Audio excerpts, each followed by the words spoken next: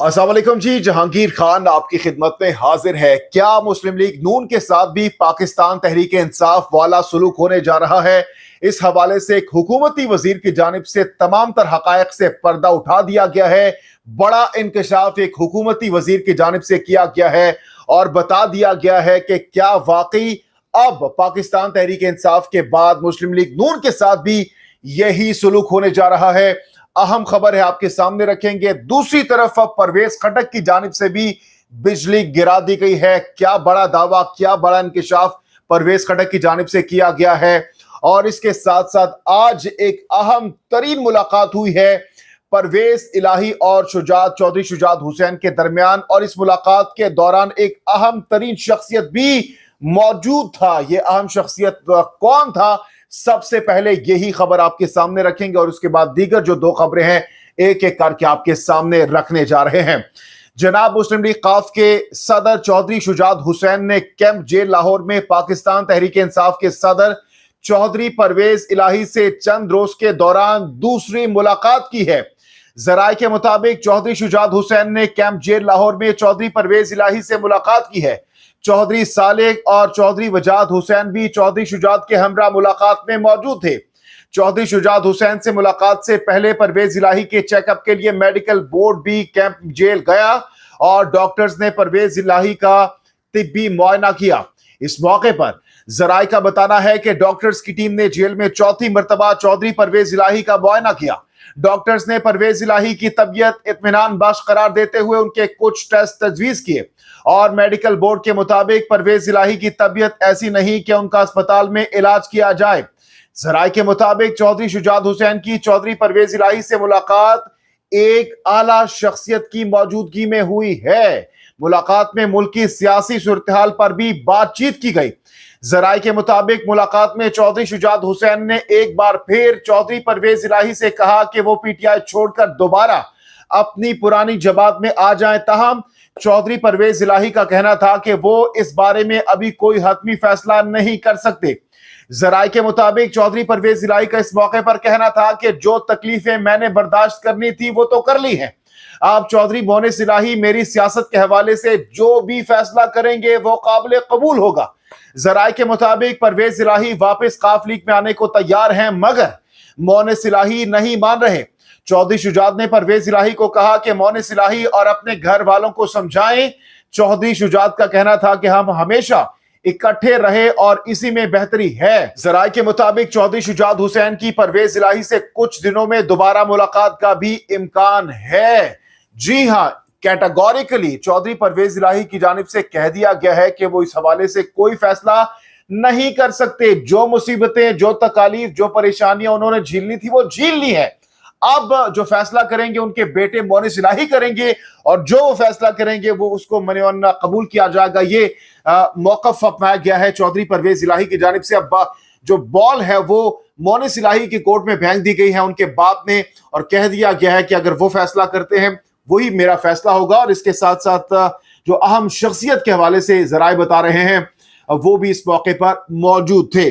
अच्छा जी, दूसरी, जैसा कि मैंने आपको बताया कि परवेज इलाही के साथ साथ अब परवेज खटक की जानिब से भी बिजलियां गिरा दी गई हैं। इस हवाले से जो show cause notice Pakistan Tehreek Insaf की जानिब से परवेज खटक को दिया गया था उस पर क्या मौकफ, क्या जवाब सामने आया है, ये भी आपके सामने रखते हैं। साबिक पीटीआई रहनुमा और बुजुर्ग सियासतदान परवेज खटक ने शिकवा किया है कि मैं कोई सरकारी मुलाजिम तो नहीं जो मुझे शो कॉज मिला है। मीडिया से गुफ्तगू करते हुए परवेज खटक ने कहा कि मैंने हमेशा अवामी सियासत की है। हमारे सूबे की अपनी रिवायात है, हम सियासत में दुश्मनी नहीं करते। उन्होंने कहा कि पाक फौज एक मुनज़्ज़म इदारा है जो मुल्क की जुग्राफियाई सरहदों का मुहाफिज है।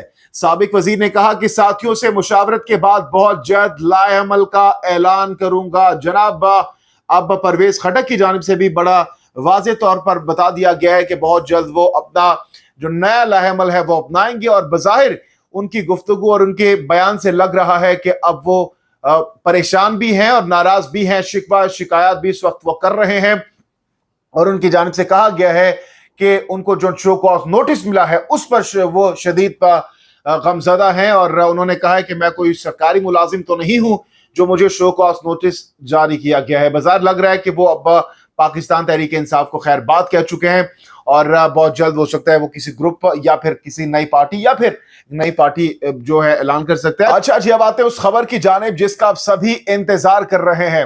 جی ہاں، ایک حکومتی وزیر کی جانب سے، ایک ایم این اے کی جانب سے، رکن قومی اسمبلی کی جانب سے بتا دیا گیا ہے کہ پاکستان تحریک انصاف کے ساتھ جو ہوا کیا وہ اب نون لیگ کے ساتھ ہونے جا رہا ہے، اور جو پی ٹی آئی حدوں کو چھو رہی تھی مقبولیت کی، کیا دوبارہ سے باؤنس بیک کر سکتی ہے؟ کیا پی ٹی آئی دوبارہ سے اپنے جو مقبولیت کی حدوں کو چھو رہی تھی اس میں دوبارہ سے آ سکتی ہے؟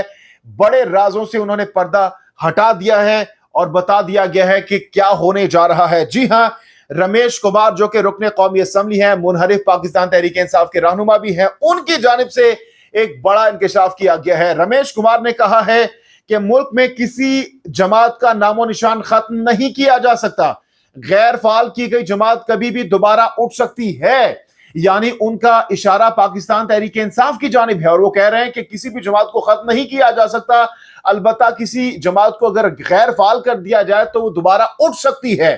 انہوں نے اس موقع پر مزید کہا کہ اس وقت ملک میں پلان اے، پلان بی اور پلان سی چل رہے ہیں، ایک میں الیکشن، دوسرے میں الیکشن نہیں، اور تیسرا آپ خود سمجھتے ہیں، کبھی کبھار معاملہ اے بی پر آ جائے تو آسان ہوتا ہے، لیکن ابھی تو تینوں ہیں۔ اس موقع پر رمیش کمار نے مزید کہا کہ پی ٹی آئی سربراہ کو ان کی حکومت میں کہتا تھا جو کرو گے کل بھگتنا پڑے گا۔ نون لیگ نے ماضی سے نہیں سیکھا اور آج بھی بدلے لے رہی ہے، جو آج اپنے ہیں کل کو پرائے ہوں گے، جو غلطیاں دہراتا ہے اس سے ملک کی رحمت بھی ختم ہو جاتی ہے۔